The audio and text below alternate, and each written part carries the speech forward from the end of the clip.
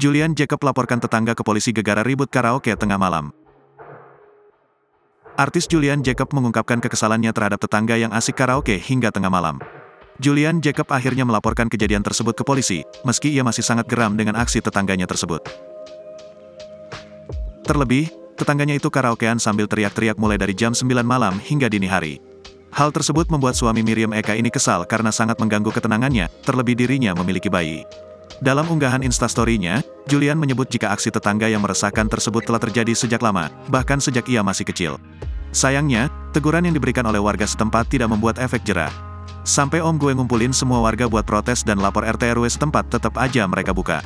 Malahan sekarang waktunya biasa dari pagi, ini diganti jadi sore ke malam, kata Julian Jacob, dilansir Senin, tanggal 10 Juli tahun 2023. Dikatakan Julian Jacob, orang tersebut ternyata bukan pemilik rumah asli, melainkan orang yang menyewa rumah tersebut.